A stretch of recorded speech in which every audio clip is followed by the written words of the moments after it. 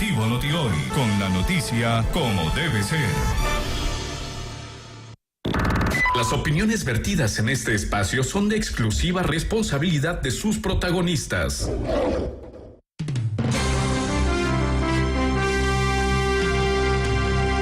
8 de la mañana con 14 minutos. Amigos y amigas, ¿cuál es la responsabilidad social frente a la corrupción? ¿Qué estamos haciendo los ecuatorianos por combatirla en todos los niveles sociales? En reiteradas oportunidades y en los análisis que hemos efectuado, podemos apreciar cómo la corrupción ha permeado en todos los niveles de la sociedad. Hoy estamos enfrentando una campaña electoral. Estamos enfrentando también una serie de escándalos, hemos venido enfrentando, de hechos de corrupción que debilitan la democracia, que han subsumido al país en una crisis multidimensional. La pregunta y la reflexión es, ¿qué estamos haciendo los ciudadanos? ¿Cuáles son los niveles de responsabilidad que la ciudadanía tiene? Lo vamos a analizar con nuestros invitados. Juan Esteban Guarderas es parte de la mesa de convergencia, la mesa anticorrupción del colectivo Pacto Social por la Vida y por el Ecuador. También está con nosotros Ana Patricia Muñoz. Ella es la directora ejecutiva del Grupo Faro, otra organización de la sociedad civil, preocupada y unida y tratando de realizar acciones y gestiones para lograr acciones colectivas. Sean ustedes bienvenidos, buenos días. Ana Patricia, inicio con usted. ¿Cuál es el rol del ciudadano? Cada proceso y cambio administrativo en la vida política del Ecuador vienen decepciones. Los hechos de corrupción se agudizan. Parecería ser que en muchos parajes de la historia estos hechos de corrupción se han tornado parte del paisaje para los ciudadanos. ¿Cómo entender lo que está ocurriendo, Ana Patricia? Bienvenida, buen día. Buenos días, Karen. Buenos días, Andrés. Muchas gracias por la invitación. Sí, realmente con las noticias que no paran de actos de corrupción, es natural, creo que en ciertos momentos uno se sienta frustrado, decepcionado, hasta perdiendo la esperanza, pero creo que es importante no desfallecer y ahí es fundamental esos espacios que ustedes brindan para contar qué se está haciendo y promoviendo desde la ciudadanía y desde la sociedad civil. Para mí es fundamental trabajar en tres pilares. Un pilar es la institucionalidad y ahí es fundamental, ¿no es cierto?, que existan políticas públicas adecuadas, no solo de combate, sino también de integridad. Por el otro lado está el rol del sector privado, que cuenta un rol muy importante, y por otro lado también está el rol de la ciudadanía. Nosotros ya desde hace algunos años en Grupo Faro, que fue de hecho creado justamente para involucrar a la ciudadanía en las políticas públicas, hemos promovido esta idea de la corresponsabilidad, palabra que ahora se usa muy frecuentemente, y es simplemente estar atentos y activos en todo el ciclo de la política pública. Y eso también equivale, ¿no es cierto?, o se alinea a qué se debe hacer desde la ciudadanía en términos de lucha contra la corrupción. Hay muchas formas, hay procesos, ¿no es cierto?, incluso formalizados de veeduría ciudadana. El Ecuador cuenta con más de 20 formas de participación ciudadana que encuentran en la norma. Esta es una de ellas. La otra es transparentar la información y la otra es lo que nosotros llamamos los datos generados desde la ciudadanía. Un ejemplo, solo para ilustrar, ¿no es cierto?, que se llaman los datatones, es decir, cómo puede la ciudadanía a través de su activación diferente, tecnológica, proactiva, ¿no es cierto?, estar mucho más atenta.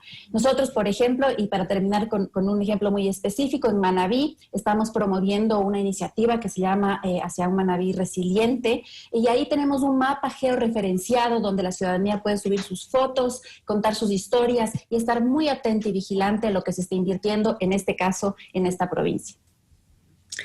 Juan Esteban, ¿existe realmente una conciencia ciudadana sobre lo que implica la corrupción? Porque vemos hechos de corrupción en todos los actos de la vida cotidiana que son parte, incluso generan hilaridad social, son aceptados de alguna manera en esa práctica cotidiana. Juan Esteban, bienvenido, buen día.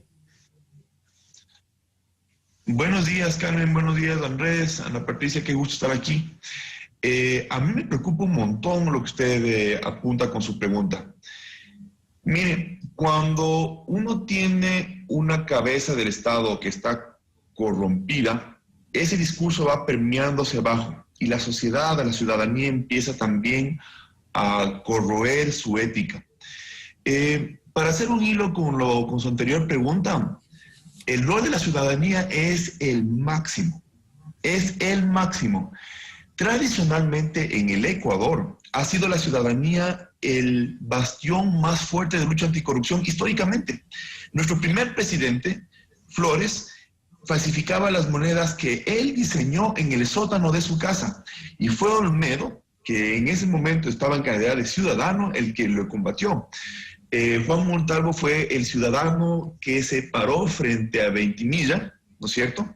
Y la Comisión Anticorrupción fueron uno de los bastiones más importantes, junto con los periodistas que desde su profesión, pero en su calidad de ciudadanos, han sido los que han denunciado los casos de los últimos 15 años.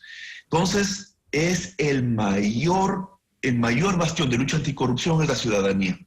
Y su pregunta es tan importante porque no podemos perder, no podemos dejar que se corrompa la ética de ese que es el mayor bastión de lucha anticorrupción.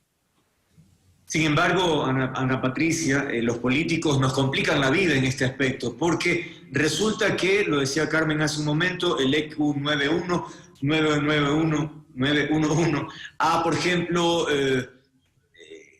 descubierto más de 30.000 eventos donde no se guarda ningún tipo de distanciamiento, donde no hay ningún tipo de precaución. Y a los políticos no entiendo si no les importa o si les importa, pues lo descuidan, pero no hay ahí un chip que está diciendo como que viola la norma. Algún candidato incluso decía, bueno, no siga este consejo, pero si se toma una cerveza en la esquina, ¿ya qué importa? O sea, ¿cómo? Uno no entiende de qué estamos hablando. ¿Importa o no importa? No sé si era qué importa la palabra, ¿no? Pero ¿Qué?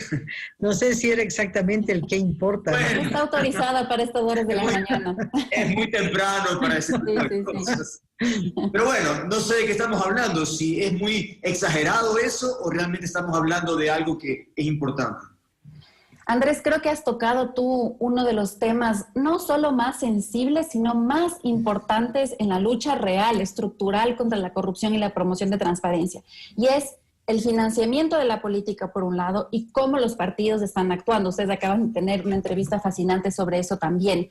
Y esto no hay cómo dejar de ver. Nosotros desde hace unos 4 años que estamos armando con fuerza ya el área de transparencia del Grupo Faro, leíamos estudio tras estudio. Yo decía, a ver, veamos qué dice la evidencia sobre economía del comportamiento, qué dice sobre instituciones, y creo que no hay ningún estudio que leí que no mencione al financiamiento de la política como un pilar fundamental. De hecho, nosotros somos parte de la Red Latinoamericana Anticorrupción, que es una red de sociedad civil para la lucha contra la corrupción, liderada por Espacio Público en Chile, y una de las reformas más importantes en Chile, liderada nuevamente por Eduardo Engel en Espacio Público, fue la del financiamiento de la política. Incluso creo que ya han habido varias sanciones que varios partidos han pagado su multa por haber hecho estos eventos, es decir, la evidencia está ahí, pero no solo ahí. Nosotros creamos un índice de transparencia de los partidos políticos, nada más viendo si es que cumplen o no cumplen con la norma de transparencia y también si es que están atados a normas internacionales. Ninguno la cumple al 100%, creo que la gran mayoría está debajo de 30 sobre 100, y esto es incluso antes de estar en campaña, ¿no es cierto? Entonces es fundamental, como decían antes, no solo ver cómo se mejora la norma, simplemente cumplirla. Y ahí nuevamente el rol de la ciudadanía es fundamental. Y el rol, creo yo, profundamente también desde la ciudadanía o de un centro de investigación como el nuestro, es generar datos, generar evidencia y hacer este seguimiento continuo, ¿no es cierto?, para ver qué es lo que está pasando. Pero definitivamente no va a haber una lucha real contra la corrupción si no se ataca, Andrés, justamente lo que tú estás diciendo. Y ni siquiera he dicho, ¿no es cierto?, que esto es un precedente para quienes eventualmente vayan a gobernar el país. Es decir, estoy hablando simplemente de lo que la evidencia dice en cuanto a cómo funciona la política.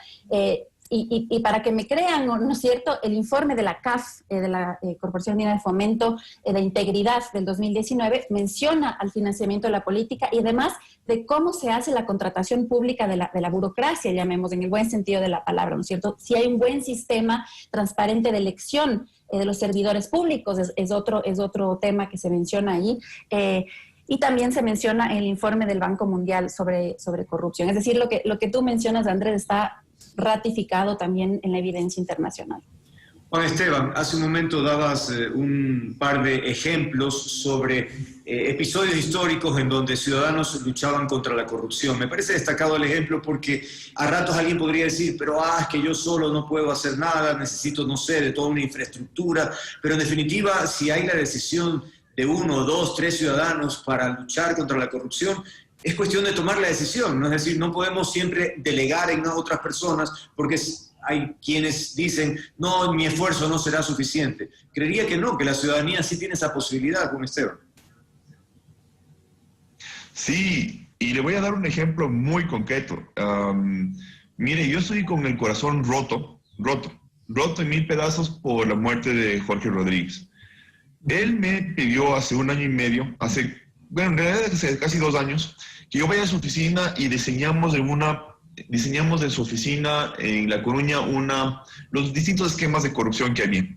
Yo me acuerdo que llegamos después de una larga sesión de exploración a la conclusión de que teníamos que investigar lo más simple, ¿vale? Solo por el hecho de que la corrupción es como un gran nudo, ¿no? Entonces uno no desanuda el núcleo de este gran nudo. Uno empieza por desanudar las puntitas, los nudos más simples, ¿no es cierto? Entonces dijimos, ok, vamos a hacer que el SRI corra la base de datos de cuántas veces se transfiere dinero de empresas, de entidades públicas hacia entidades fantasmas. Solo eso. Nosotros pensábamos que eso es algo que el SRI lo haría de oficio. Solamente ver que plata del sector público vaya a empresas de papel. Solo eso. Nosotros pensamos que iban a ver, tal vez parametramos la solicitud al SRI del 2012 al 2016 solamente por eso y por montos entre 60,000 y 3 millones de dólares. Andrés, yo pensé que si es que conseguíamos 3, 4 casos para investigar, jackpot, 39 casos. Solo con el hecho de que 2 ciudadanos se hayan reunido en una oficina, hayan pensado en una forma de perseguir la corrupción y hayan solicitado al SRI. 39 casos, de los cuales hay unos tremendos con la prefectura del Guayas, y Jorge, mientras estuvo vivo, lo denunció, hicimos una rueda de prensa, lo pusimos en la fiscalía. El caso más simple. El problema, y aquí viene lo más tremendo, abróchense los cinturones porque lo que les voy a decir les va a parecer alucinante. Nosotros, después de hacer todo ese trabajo, o sea, de concebir la forma de investigar, de hacer la denuncia, nos toca quedarnos en la puerta, ahí viendo por televisión cómo no hacen su trabajo fiscales y procuradores. ¿Por qué? Porque en el Ecuador la ciudadanía no es considerada víctima de la corrupción. Lo repito, existe jurisprudencia que dice que en el Ecuador la ciudadanía no es víctima de la corrupción. ¿Y eso qué quiere decir? Podemos denunciar, podemos quejarnos, podemos investigar, pero hasta ahí nomás. Luego nos toca quedarnos en la puerta de los juzgados, no ser parte del proceso. Nos toca ver por televisión cómo van los juicios. Y por supuesto, todo el enjuiciamiento, toda la sanción, toda la interacción con los jueces, eso es desde por funcionarios. Entonces, sí se puede, los ciudadanos sí podemos actuar, pero tenemos que empezar por solucionar esta idea loca, absurda, de que los ciudadanos no somos víctimas de la corrupción. Claro. Ana Patricia, y cuando nosotros analizamos fundamentalmente los últimos años, decimos, bueno, ¿qué va a pasar con las nuevas generaciones?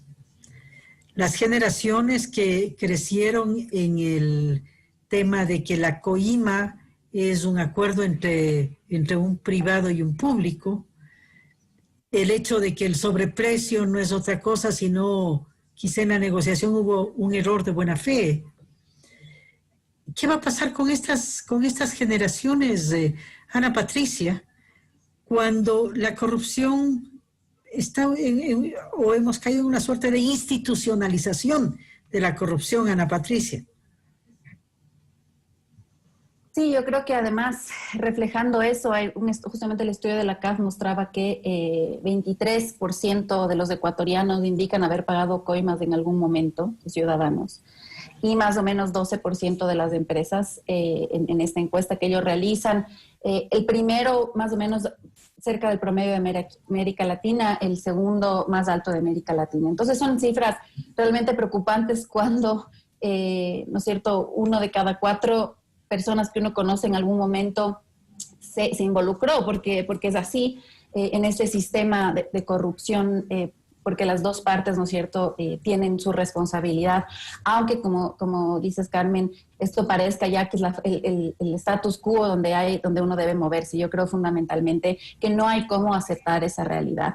Y es importante conocer cómo los seres humanos actúan, ¿no es cierto? Y aquí hay las 3 fases, ¿no es cierto? Antanas Marcos de Corpus Visionarios y exalcalde de Bogotá promovió esta teoría casi filosófica, ¿no es cierto?, de que los seres humanos no solo tienen normas legales, no solo tienen normas morales, sino también actúan por normas sociales. Es decir, ¿qué es lo que yo espero que el otro haga? Aquí lastimosamente estamos solo 4, pero copiando un poco el experimento que ellos hacen cuando yo hablo de esto en conferencias, pido que alcen la mano quienes creen que el otro no hace algo ilegal, digamos, o no, por ejemplo, no se pasa el semáforo o no roba, porque la ley lo dice o porque moralmente ellos creen que está bien. Y la mayoría, 90%, levanta la mano y dice, el otro no incumple eso porque la ley lo dice. Y luego les pregunto, a ver, ahora, ¿ustedes por qué no hacen eso? ¿Hacen porque la ley dice o porque moralmente creen que no? Y el 90% dice lo contrario. Yo actúo porque moralmente soy un ser que hace las cosas como deben, pero el otro actúa por miedo a la sanción. ¿Y qué quiero decir con eso? Que para cambiar esta actitud social, que ya no es solo individual, es fundamental trabajar también en las normas sociales. Es decir, en la universidad yo copio en parte porque creo que mi compañero va a copiar. Y desde ahí tenemos que cambiar fundamentalmente cómo nos percibimos a nosotros mismos y cómo percibimos al otro. Pero Carmen, no está todo perdido. Hablamos de educación fundamentalmente, ¿no? De educación, pero también, es decir, y esto hay evidencia, por ejemplo, en literatura sobre literatura de cómo aprender a utilizar las finanzas, y más que enseñar es la práctica, ¿no es cierto? Entonces, son estos cambios a veces chiquitos, imperceptibles, no necesariamente enseñar en una clase de cívica qué es lo importante hacer, sino cómo podemos incentivar al comportamiento humano que piensa más en el presente que en el futuro, que es más egoísta que generoso, etcétera, etcétera, etcétera. Cómo cambiamos esos comportamientos y mostramos de una forma positiva que eso es posible. Es decir, llenémonos también de noticias positivas y buenas para que no creamos que todo está malo, y por ende yo también estoy en ese círculo y no pasa nada si yo incurro en estos actos, por ejemplo, de corrupción. Concluimos, Juan Esteban. Me pregunto si la corrupción puede ser heredada, es decir, cuánto pesa el ejemplo. Y pienso de inmediato en una familia Bucaram, por ejemplo, cuyo padre ha estado involucrado pues, en algunos episodios reñidos con la ley, y algunos de sus hijos de igual manera. Esto entonces, me pregunto, ¿tiene que ver con el ejemplo? ¿Tiene que ver con la transmisión, digamos, subliminal de ciertos comportamientos? No, no solo eso, Andrés. Yo creo que tiene que ver con usted, con Carmen, con Ana Patricia, conmigo. Mire, le voy a poner dos ejemplos muy puntuales. Hace poco estaba yo en una reunión de amigos y con gente que no conocía, y entre eso estaba la hermana de un prefecto. Y esta chica había perdido su cartera. Y estaba muy preocupada por la cartera. Entonces yo me acerco y le digo, pero cancela las tarjetas de crédito, o si alguien se llevó tal vez tu cartera, tiene las tarjetas. Es que esa tarjeta no puedo, me respondía, es que esa tarjeta no puedo yo perderla porque es con la que yo vivo. Yo no trabajo, yo vivo con esa tarjeta. Tengo que decir que esa persona estaba un poquito pegada a los trabajos. Bueno, Resulta que la tarjeta era la que le dio la prefectura para que esta señora viva, para que esta chica que no trabaja aquí en Quito viva a expensas de la prefectura. Y las personas se tomaban selfies con la tarjeta en medio de la fiesta. Yo estaba indignado y le decía, pero si nosotros los ciudadanos no criticamos al resto de las personas que se benefician de la corrupción, somos cómplices. Otro ejemplo, mire, Andrés, hay una persona que tiene mi edad que es la hija de uno de los príncipes del correísmo, uno de los famosísimos, uno de los ideólogos del correísmo.